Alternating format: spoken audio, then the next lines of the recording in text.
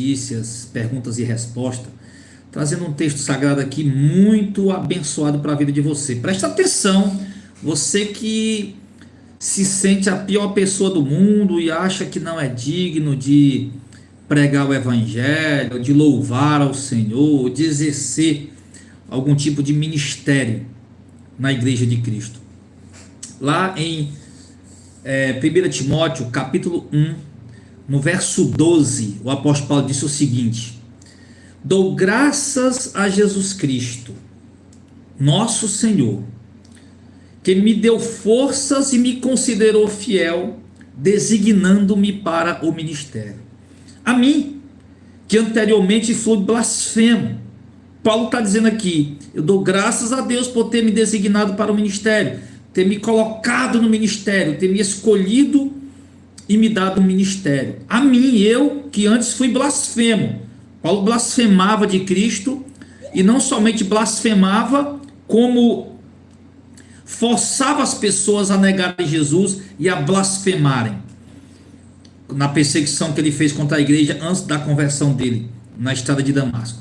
E ele diz: fui blasfemo, fui perseguidor e insolente, mas alcancei misericórdia. Ou seja, a misericórdia de Deus me alcançou. Não foi eu que fui atrás, foi ela quem veio até mim, porque eu fiz por ignorância e na minha incredulidade. E tudo que eu fiz, perseguindo a igreja, blasfemando, fazendo os outros blasfemar, fazendo todo o mal que eu fiz contra a igreja de Cristo e contra o evangelho, e todas as blasfêmias que eu falei, eu fiz isso por ignorância e por incredulidade, ou seja, antes de eu me converter, que eu não conhecia.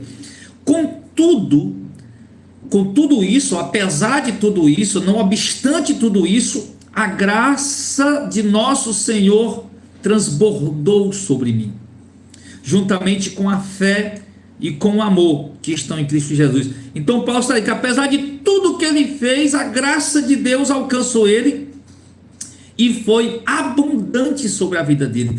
E ele explica aqui no verso 15 e 16, dizendo o seguinte: diante de tudo que ele está falando, ele diz no verso 15: essa afirmação é fiel e digna de toda aceitação. Qual afirmação? A que eu vou dizer agora: Cristo veio ao mundo para salvar os pecadores, dos quais eu, Paulo, sou o pior. Paulo, olha, essa afirmação que eu vou falar agora, ela é digna de ser aceita por todos, ela é verdadeira, plenamente verdadeira. Qual a afirmação, Paulo? De que Cristo veio ao mundo para salvar os pecadores, dentre os quais pecadores eu sou o pior deles. Porque além de ser um pecador depravado, miserável, desgraçado, ainda persegui a igreja de Cristo e ainda blasfemei contra Cristo e instiguei pessoas a blasfemar. Aí ele diz: eu sou o pior dos pecadores, mas por isso mesmo alcancei misericórdia, exatamente por ser o pior dos pecadores, o pior dos blasfemos, o pior dos perseguidores da igreja. Exatamente por isso eu alcancei misericórdia.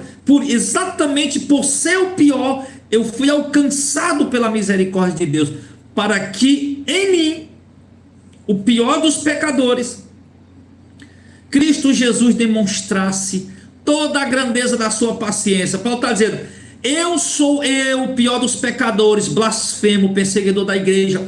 Eu sou um exemplo de que o amor, a misericórdia, a graça e a paciência de Jesus Cristo é extraordinária, é insondável, é inexplicável.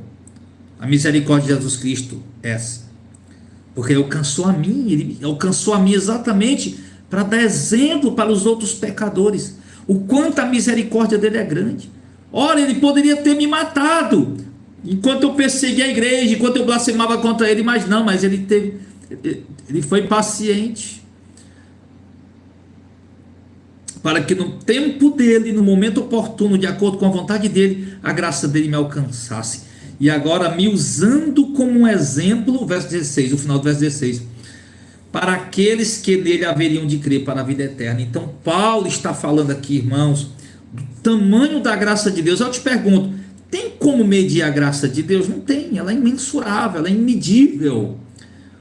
Aí você fica aí se sentindo o pior dos pecadores, a pior das pessoas. Não, porque eu fiz isso, eu fiz aquilo, eu sou terrível, eu não mereço, eu não sou digno. De fato, irmão, você é terrível, eu sou terrível, você não merece, eu não mereço. Você é um pecador depravado, eu sou um pecador depravado.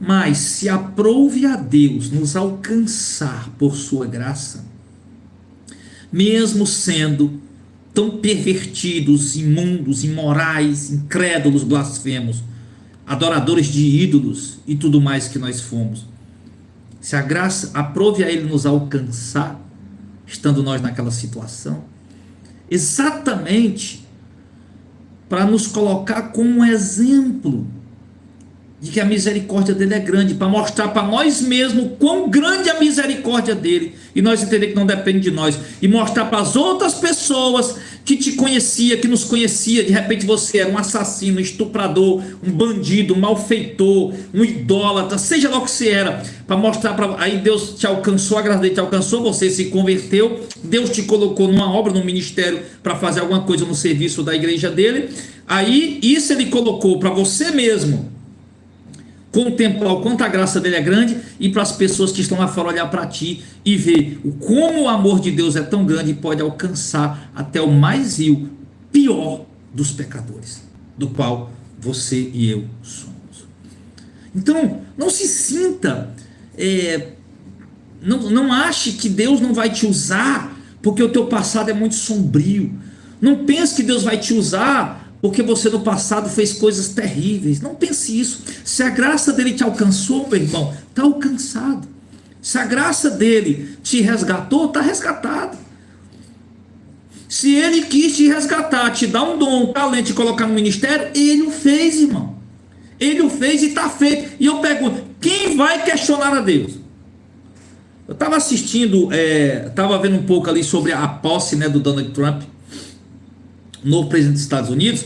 Ele deu aí como é que diz, meu Deus do céu, um indulto aí de liberdade para um cara que cometeu crimes no passado aí através da dark web, né? Aquela internet que tem coisas perigosas lá dentro. Eu nem sei, eu nunca visitei, não faço nem ideia como visita essa internet e nem me interessa, obviamente.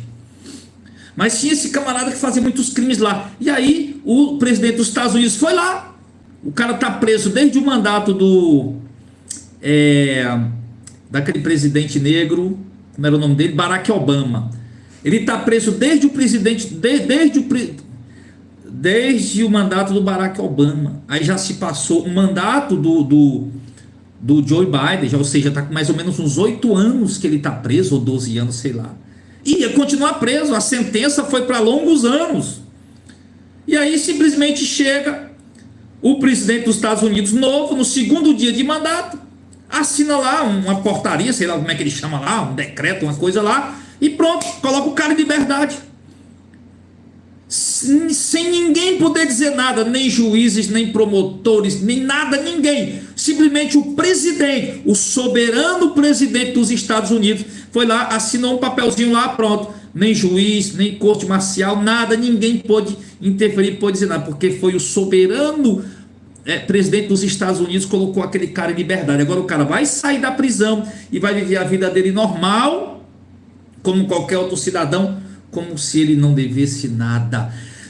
Aí eu te digo esse exemplo aqui: se o presidente dos Estados Unidos tem autoridade para isso, soberania para isso na nação dele, muito maior é a soberania do nosso Deus, que baixou o decreto do perdão divino, não perdão presidencial, não perdão monárquico do rei, não, mas o perdão divino do próprio Deus, que resolveu te perdoar.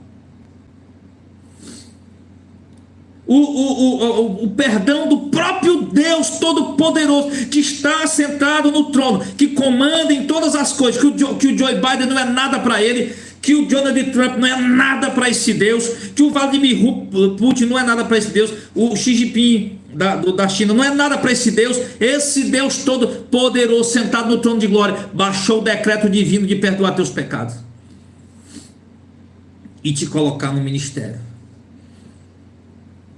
Se os juízes, promotores e cortes americana e do mundo não podem fazer nada para colocar na prisão aquele homem que cometeu crimes, mas que o presidente dos Estados Unidos resolveu soltar por sua soberania, muito maior a soberania de Deus, que já decretou o teu perdão, a tua salvação.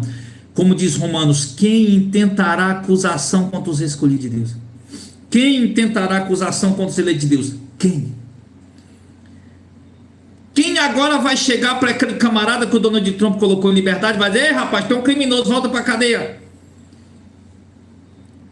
Pessoa que fizer isso pode ser acusada de difamação e ser processada, acabar se tornando culpada ela. Quem intentará acusação contra os escolhidos de Deus? Quem vai ousar nos condenar? Ninguém, não tem quem nos condene. O único que pode condenar é Deus. Se Deus me perdoou, te perdoou, quem vai nos condenar agora? Ninguém. Se Ele é por nós, quem vai ser contra nós? Se Ele é ao nosso favor, quem vai ser contra? Por mais que hajam muitos que sejam contra, que queiram o nosso mal, que queiram nos condenar, mas se Deus Todo-Poderoso nos absolveu, decretou o perdão divino para as nossas vidas, quem é qualquer ser humano nessa terra ou no céu capaz de anular essa determinação de Deus em favor da minha vida, da tua vida, de nos perdoar?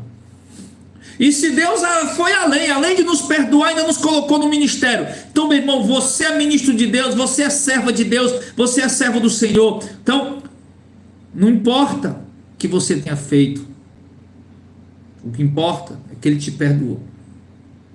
Ele te perdoou e você está perdoado.